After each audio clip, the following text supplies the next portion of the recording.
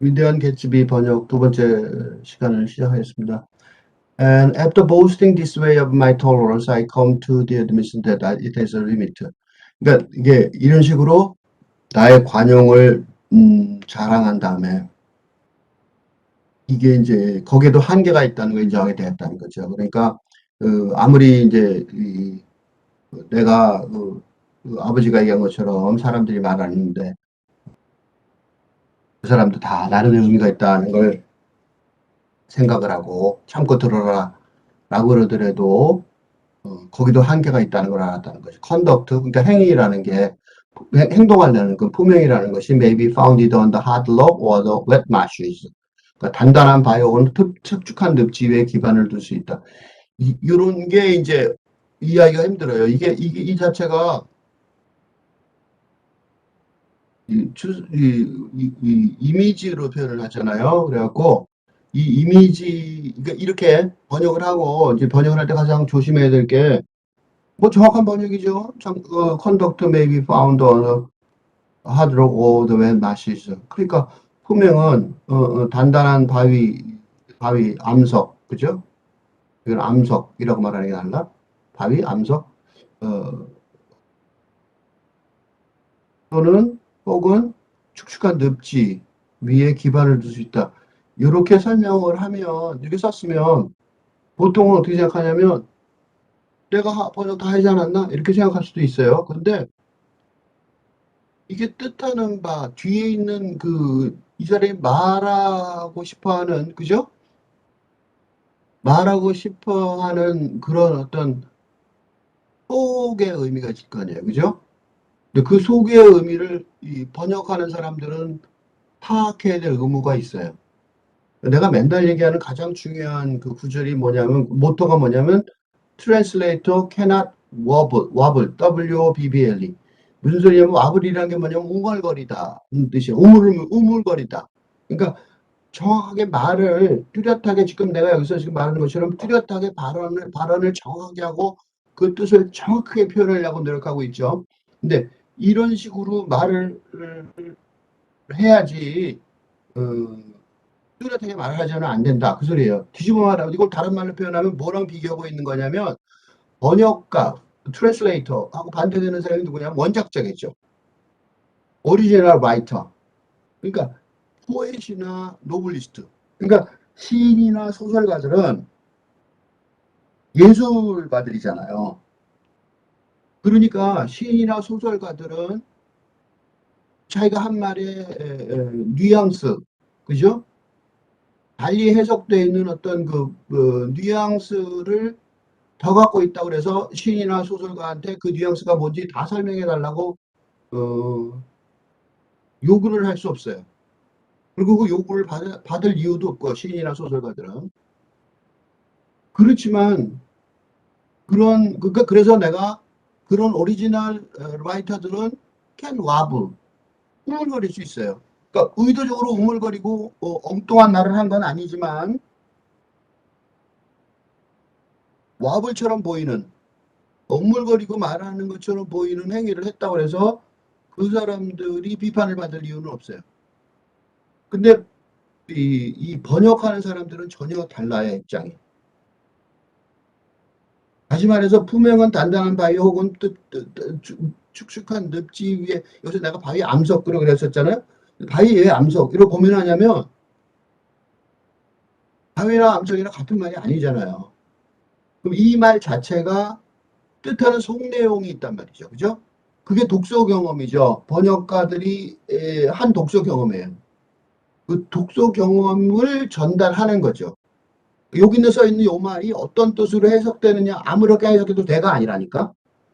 번역가들은 자기가 읽어낸 독서 경험의 깊이 그거까지 다 생각하면서 그거를 나중에 이 번역해 놓은, 여기서는 한국어죠.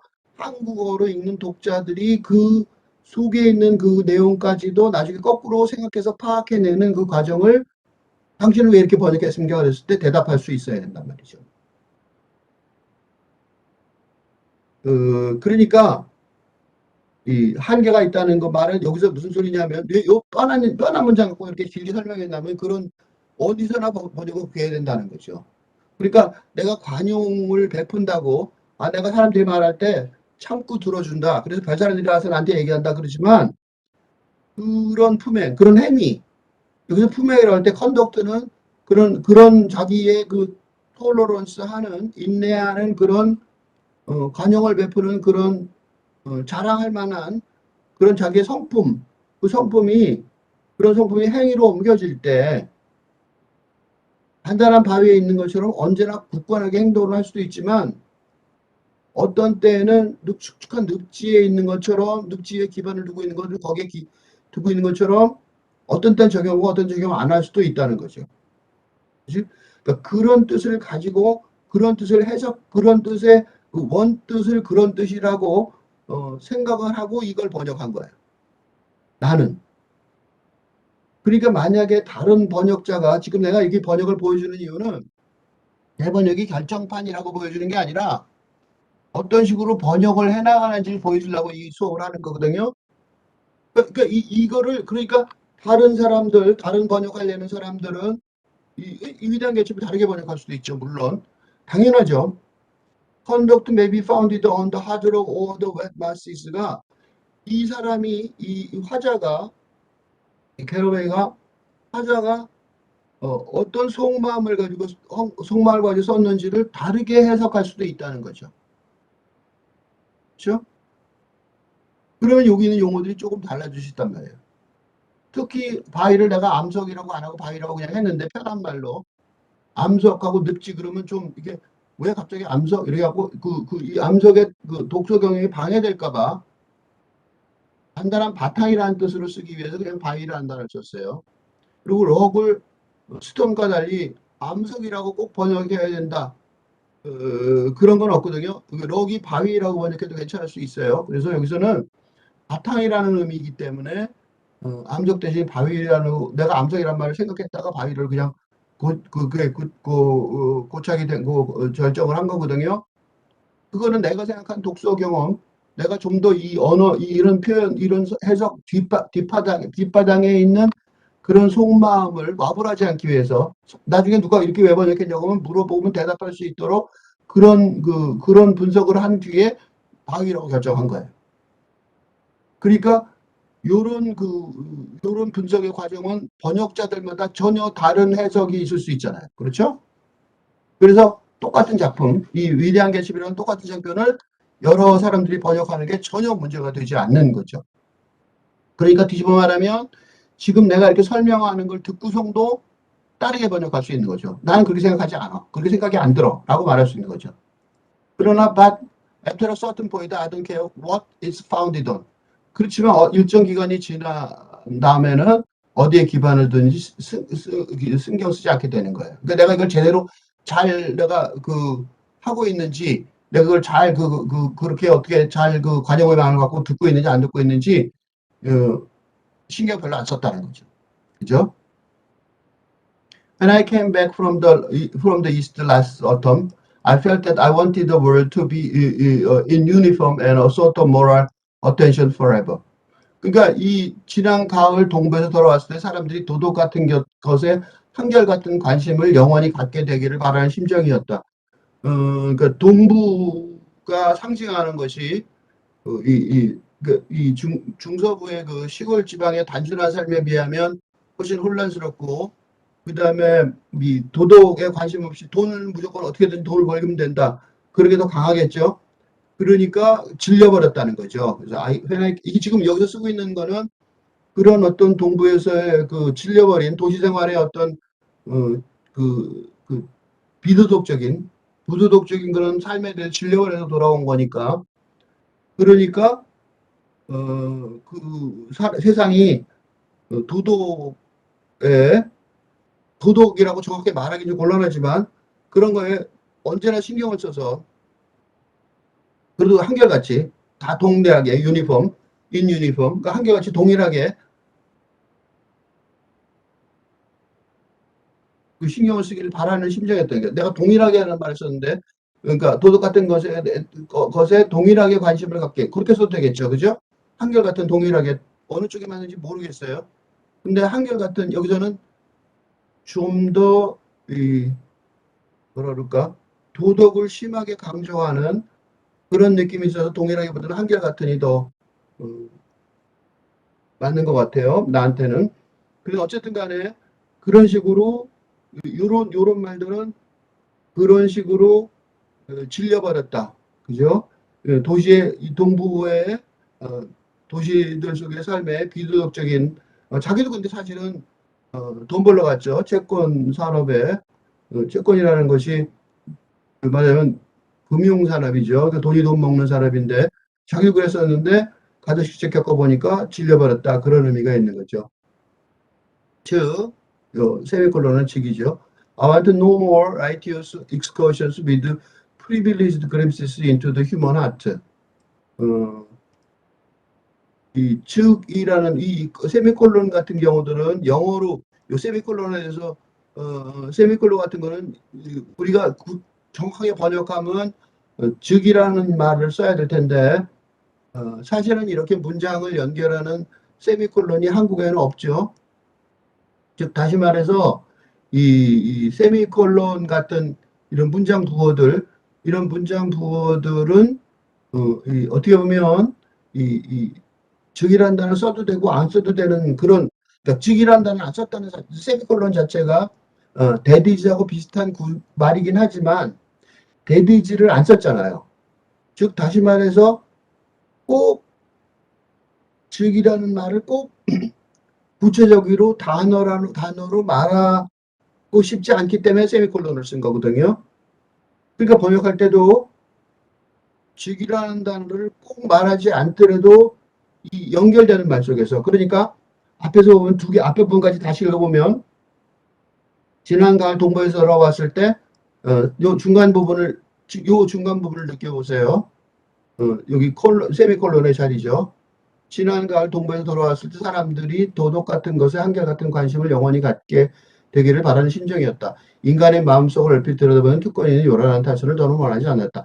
이 부분에서 약간의 숨결이 느껴지지 않아요? 그래서 그렇게 숨결이 느껴지도록 번역을 함으로써 세미콜론을 번역했다고 보는 거죠. 어쨌든 왜 그러냐면 왜 이렇게 질려버렸냐? 왜 이렇게 사람들이 도덕을 안 믿느냐? 도덕 같은 걸 좀 했으면 좋겠다. 그런 이유는 뭐냐면 그 인간의 마음을 들여다보는 인간의 마음속을 얼핏 들여다보는 그러니까 사람들의 자기한테 이렇게 내면을 고백하는 그런 경험을 많이 듣고 나니까 인간의 마음을 들여다보는 특권 그죠?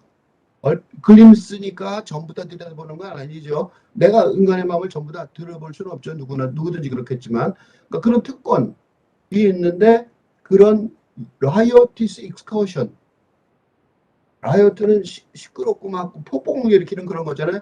근데 익스커션은 소풍 같은 뜻인데 소풍이 아니라 그래서 내가 탈선이라고 쓴 이유가 바로 이 세미콜론의 영향을 받은 거예요.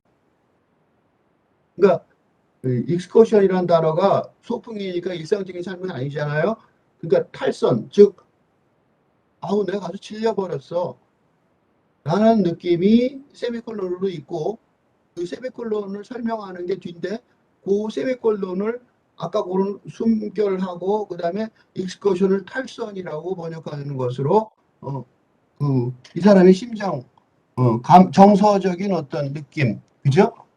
그 배경에 있는 정서적인 어떤 그 말 정서적인 어떤 표현 그거를 탈선이라는 단어 요란한 탈선이라는 단어 그러니까 내가 가다가 잘못 갔었어 라는 느낌이 있는 거죠 후회 그런 느낌을 넣은 거죠.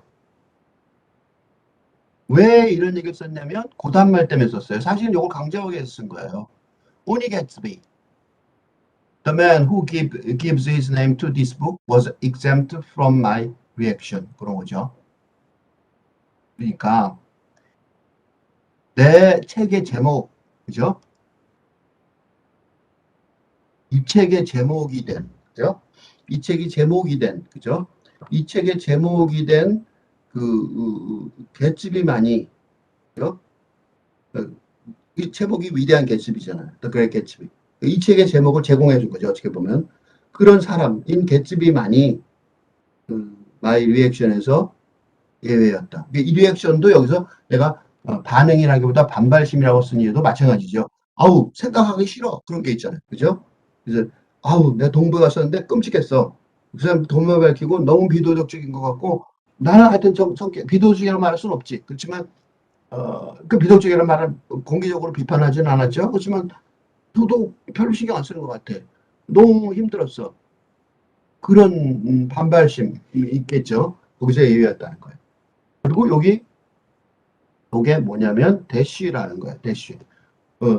이 줄이 보면 두 개가 있는데 하나는 단어 속에 이중적인 두 개의 단어가 합쳐져서 하나가 되는 때 쓰는 하이픈이 있죠. 하이픈은 짧은 글이죠. 여기서 대쉬는 이 세미콜론과처럼 문장을 연결하는 말인데 이 문장 두 개가 뚜렷하게 연결되어 있음을 강조하는 거죠. 그래서 개츠비가 또 나왔죠. 그죠? 그러니까 여기서도 똑같이 개츠비는 이렇게 시작했어요. 개츠비는 하고 는 그렇게 되는 는이 대신 거죠. Who represented everything for I have unaffected score.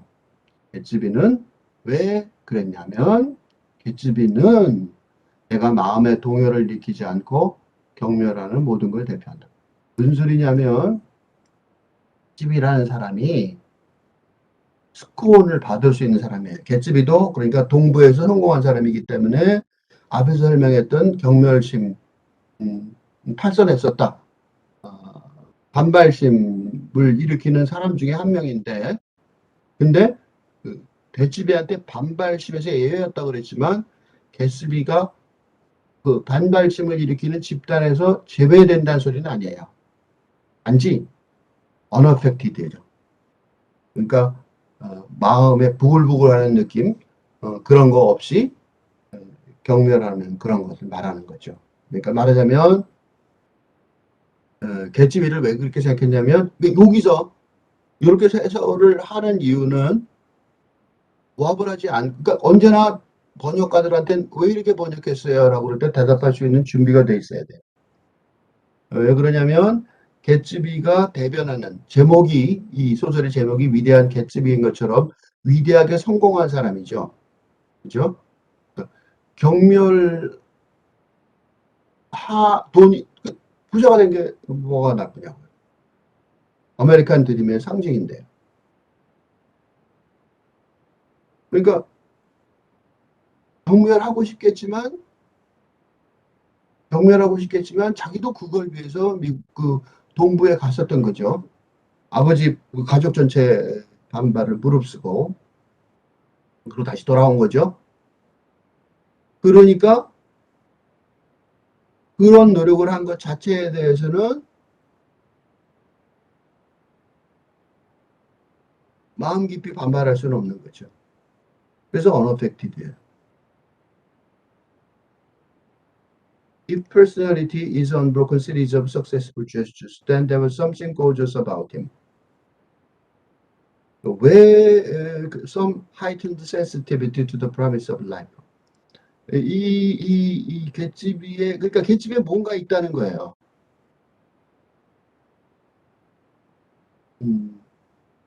여기까지만, 요거는 지금 내가 요 SF가 연결되어야 되기 때문에 여기까지만 there was something.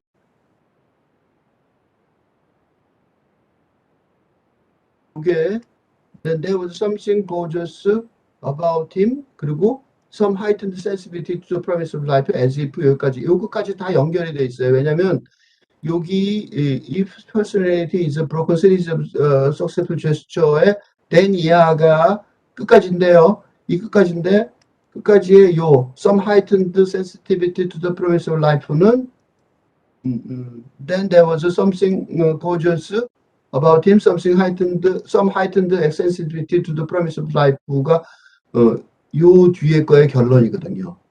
이야기에 마치 무엇인 것처럼 이렇게 되니까 요 뒷부분은 요걸부터 먼저 해석하고 그 다음에 요걸 해석해야 돼요.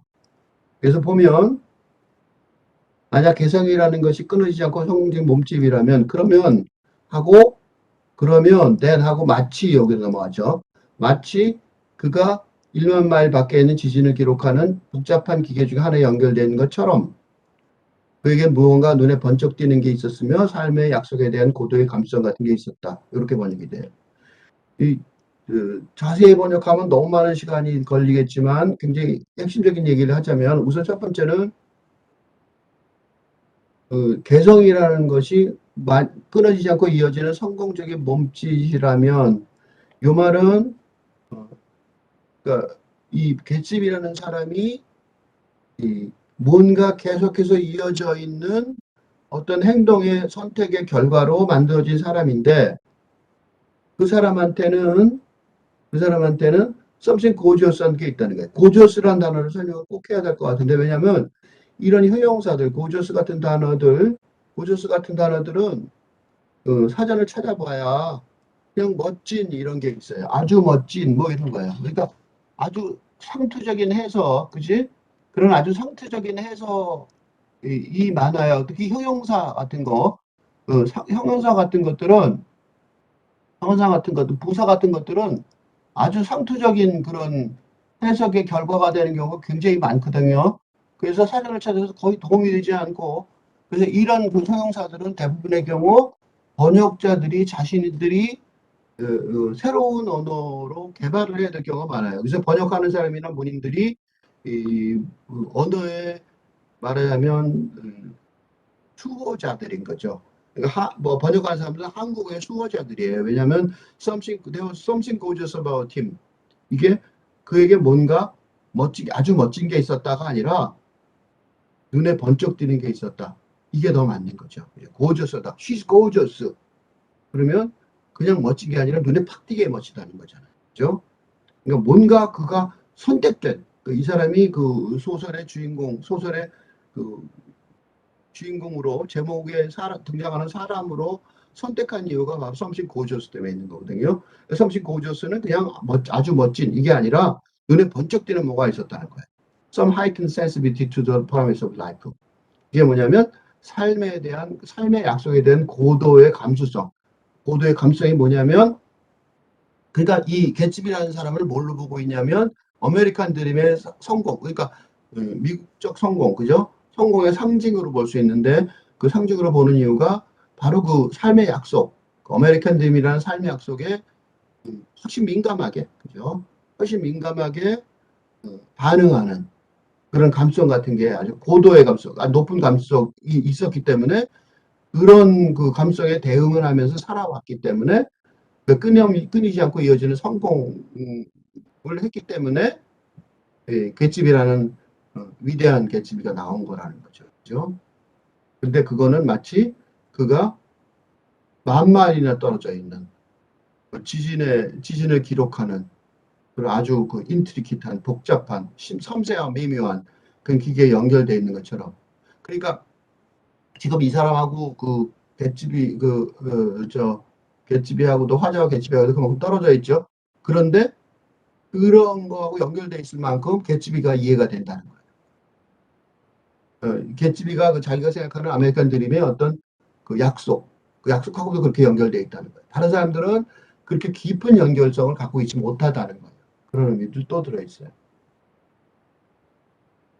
근데 this responsiveness has nothing to do with that flabby impressionality which is dignified under the name of the creative temperament. 이러한 감수성은 창조적 기질이라는 이름으로 위험을 부여하는 그런 맥없는 감수성과는 전혀 관계가 없었다. 왜 이러한 감성에 대해서 민감성에 대해서 얘기하냐면 그 민감성은 이 데츠의 민감성은 자기는 이 소설가잖아요. 자기는 소설가니까 소설가에게는 창조적인 기질이라는 게 있겠죠. 그리고 그거는 굉장히 위험 있고 폼나는 디그니파이드가 된 그런 어떤 이름으로 불려지죠. 예술가의 창조성 그런 거예요. 그죠? 창조적인 기질. 그래서 그런데 이 사람은 왜 그러면 자기 예술가인데 이런 개츠비 같은 어떻게 보면 천박한 졸부에 관심을 가지느냐 이렇게 얘기할 수 있잖아요. 그래서 얘기하는 거예요. 그거 근데 예술가들이 갖고 있는 창조적 기질이라는 게 자기 볼 때는 플레비하다는 거죠. 그러니까 맥없는 그런 감수성이라고 말할 수 있다는 거죠. 그런 맥없는 감수성과는 관계가 없었다는 거죠. 내가 특별하게 눈여겨봐야 될 사람이었다는 거죠. 그래서 그죠? 근데 이는 그것이 그렇지만 여기서는 그 대시가 있는 다음에 이시였기 때문에 그건 하고 내가 그 대시의 느낌을 실었어요. 네, it was an extraordinary gift for hope, a romantic readiness such as I have never found in any other person, which it is not likely I shall find again. 그러니까 이게 이제 이 소설가의 가장 큰 특징인데, 이런 말에 혹해지면 이제 이 소설을 끝까지 읽게 되는 거죠. 그죠? 이 주인공을 지금, 주인공이 왜 스페셜하냐? 왜 소설가로서 이렇게 내가 집중하면서 읽고 있느냐? 라고 말하는 거죠. 그리고 이런 장치들이 소설가, TV 드라마도 마찬가지죠. 왜 내가 그 사람의 어떤 한 사람의 운명, 인생에 대해서 그 사람의 운명에 대해서 그토록 이렇게 관심을 가지고 집중해서 봐야 되느냐? 라는 질문을 했을 때 그 대답이 계속해서 이 소설 안에 들어있어야 되고 독자들이 그 흥미가 떨어질 때마다 그런 얘기가 나와야 되는 거죠. 그래서 요 구절은 요 구절은 여기서만 써인 게 아니라 계속해서 나와야 되는 거죠. 그러니까 그건 내가 누구에게서 한 번도 발견한 적이 없었고, 그죠? 그리고 그걸 다시 발견하지도 못할 그런 낭만적인 준비 태세로서 희망하게 하는 특별한 천성이었다. 이 구절은 계속해서 이 소설에서 처음부터 끝까지 이 소설 읽어 나오면서 계속해서 나올,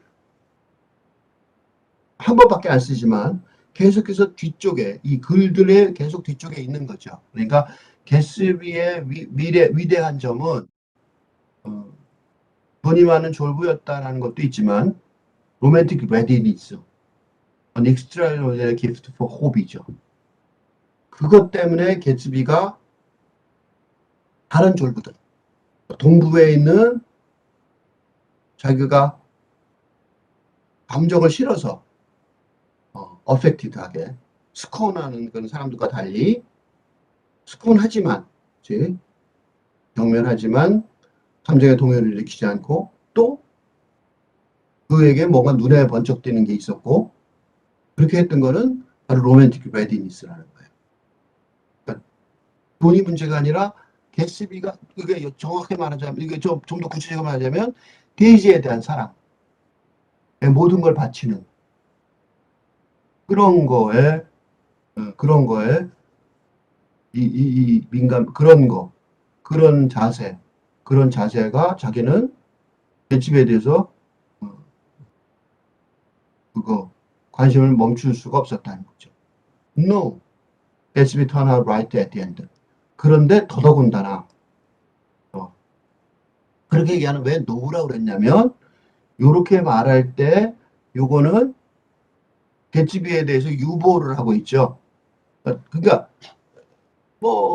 다른 건 다 그 이상한 졸부였는데 그래도 그 사람 낭만적인 자세를 갖고 있고 그다음에 그걸 희망하는 또 특별한 천성이 있어서 그건 굉장히 관심이 있었던 거야. 라고 말해놓고 너 아니다. 그때 가서는 개츠비가 다 옳다는 것이 밝혀졌다. 자기가 틀렸다. No, 아니다. 끝에 가서는 개츠비가 다 옳았다. 대시를 넣어서 해석을 했어요. 끝에 가서는 개츠비가 다 옳다는 것이 밝혀졌다. 그러니까 개츠비가 도대체 왜 저렇게 하지? 그렇게 할 필요가 뭐 있어? 근데 개츠비를 나중에 생각해 보니까 다 옳다는 거죠. 궁극적으로 개츠비의 죽음까지 다 옳은 길이었다는 거예요. 그런 설명이 이제 세미콜론 뒤에 있죠. It is what preyed on Gatsby, what foul dust floated in the wake of his dreams that temporarily closed out my interest in the abortive sorrows and short-winded elations of man. 인간이 숨가빠하며 의기양양하다가 일이 숲으로 돌아가서 슬퍼하는 데 대한 나의 관심을 일시적이나마 중지시켰던 것은 개츠비를 희생물로 삼은 것, 즉 그 그임이 있었던 자리에서 떠돌아다니던 지저분한 먼지였다. 어려운 구절이에요. 어, 어, 지금 자기가 이 삶 속, 동부에서 돌아와서, 어, 실패하고 돌아왔는데, 그 애가 여기 있는 거죠. Abortive sorrows and short-winded relations of manager. 그러니까, short-winded relations. 발음이 적은 거죠. 그 숨가빠면서 relations. 그, 의기양양하는 거죠. 그러니까 왜 돈을 좀 벌게 되면, 뭐 주식이 올라가도 마찬가지고, 뭐 그런 거 있죠. 주식 투자하는 사람들. 그러다가 어버티브 서러우즈 실패해서 실패하는 거죠. 어버티브 길이 빗나간 거죠. 근데 여기서 실패했다는 말이 좀 앞뒤가 안 맞죠. 그래서 앞뒤를 이미 바꿨어요. 그래서 쇼트 윈디드 일레이션이 있다가 어버티브 서러우가 있는 거죠. 그러니까 일시적으로 승급하면서 신나서 그죠? 의기양양하다가 일이 수포로 돌아가면 슬퍼하겠죠. 그죠? 지금 그랬던 거예요. 자기가 지금 동부에 가서 혼자서 아버지한테 기대지 않고 내가 혼자서 금융사업을 해서 내가 돈 벌어서 부자가 돼서 돌아와야지 라고 신나였었는데 처음엔 좀 성공을 했겠죠. 쇼트밴드 딜레이션이 있었는데 그게 이제 수포로 들어가서 실패했던 거예요. 그죠? 그런 나의 관심. 야, 내가 그래서 이제 하수시 동부를 지금 동부에서 돌아온 거죠. 그러니까 물론 돈을 벌었으면 거기 남아 있었을 거예요. 근데 못 남아 있게 된 이유가 바로 이런 건데 자기의 삶의 전부는 요 정도밖에 안 되는 거예요. 그러니까 동부에 들어가서 지금 이 책이 이 사람의 소설이 되지 못하는 이유는 자기의 삶은 이렇게 다섯 단어로 abortive sorrow and the abortive sorrows and short-winded elation 이렇게 설명하면 끝나는 그런 어떤 별 볼 일 없는 전형적인 어떤 그런 스토리일 뿐이기 때문에 그거 자체라면 이게 소설이 될 수 없는데 그거를 일시적으로나마 temporarily 중지시켰다는 거죠. 왜 그러냐? 그의 꿈이죠. 그죠? 그의 꿈에 있었던 그의 꿈이라기보다는 그의 꿈이 있었던 자리, 꿈이 웨이크 깨어나는 자리에 있었던 what foul dust floated 떠돌아다니던 더러운 먼지, 그지 지저분한 먼지, what preyed on Gatsby, 개츠비를 희생물로 삼은 것. 그러니까 위대한 개츠비를 쓴 이유는 개츠비의 성공을 쓴 게 아니라 개츠비의 꿈이 없어져 버린, 그죠? 없어져 버린 그 자리에 떠돌아다니는 먼지, 지저분한 먼지를 쓴 거죠. 이 개츠비라는 소설이 미국을 대표하는 위대한 소설이 된 게 바로 이거죠. 아메리칸 드림이 갖고 있는 성공 사례가 아니라 아메리칸 드림의 웨이크 끝나버려서 부서져 버린 다음에 벌어지는 파울 더스트, 플로티드 파울 더스트를 묘사한 소설이기 때문에 그런 아메리칸 더스트의 꿈에 갇혀서 뛰어다니던 개츠비, 대단한 사람이었던 개츠비를 희생물로 삼아버리는 어떤 것, 그런 거가 무엇인지는 모르지만 그런 것들을 한마디로 설명하기는 어렵지만 그리고 이것이 대중적이 된 이유는 이런 노력이, 이런 개츠비의 이런 어떤 성공과 실패가 사실은 지금 자본주의 사회, 우리가 지금 보고 있는 자본주의 사회의 모습이기도 하죠. 그래서 다들 아무 일 없다는 듯이 언제나 뭐 당연히 그런 세상이 올 것처럼 이렇게 믿으면서 성공하면 된다고 생각하는 그렇게 얘기하는 그런 모든 교육제도가 그렇게 돼 있죠. 모든 시험 교육제는 성공하면 그다음에 뭐 대학 가면 뭐 다 될 것처럼 여기서 졸업해서 좋은 직장을 가지면 다 될 것처럼 결혼하면 다 될 것처럼 지금 우리가 살고 있는 세상의 어떤 기반을 두고 있는 개츠비 혼자만의 꿈이 아니고 우리가 이렇게 개츠비를 읽으면서 고민하지 않는 사람들이 의심하지 않고 믿고 있는 어떤 그런 어떤 그 삶의 흐름이죠. 삶에 대한 어떤 믿음. 그런데 이 소설이 된 이유는 파울 더스트, floated in the wake of his dream이죠. 그런 것들을 쓰려고 그래서 이렇게 진지한 소설이 되고 그런 소설을 본격적으로 쓰기 시작한 거예요. 이런 거는 아까 얘기한 것처럼 그냥 창조적인 기질이라는 이름으로 위험을 부여받는 그런 맥없는 감수성을 훨씬 뛰어넘는, 그래서 위대한 The Great Gatsby, 위대한 개츠비가 될 수 있게 만드는 그런 한 인간의 사례를 보여준다고 볼 수 있어요. 요거 다음에 이 소설에 공간에 뛰는 자리가 없는데 여기 보면 여기 한 칸이 띄어 있죠. 이거 진짜로 띄어야 됩니다. 요 번역할 때 이런 걸 참 착각하는데 요 공간 쓸데없이 있는 공간이 아니에요. 왜냐면 여기까지는 화자로서 자기의 발언을 한 거예요. 그러니까 여기까지는 이 소설은 이렇게 읽어줍시다. 이런 식의 기준에서 읽어야 됩니다. 라고 화자로서 자기 소설. 그러니까 이건 어떻게 보면 어, 화자이기도 하지만 피츠제랄드 저자이기도 한 화자가 여기까지는 저자 플러스 화자가 말하는 거고 요 밑에서부터는 화자가 말하는 거죠. 그러니까 요 사이 띈 이유는 요 앞에 여기서부터는 소설이지만 요 앞에는 소설에 대한 서문에 가까운 저자가 화자가 저자를 대신하는 또는 저자가 화자와 같이 동참한 그런 이야기일 가능성이 높아요. 그래서 이 소설을 앞으로 읽으면서 요렇게 말한 지금까지 말한 것들을 마음에 담고 이 소설을 읽어나가야 된다고 말할 수 있어요.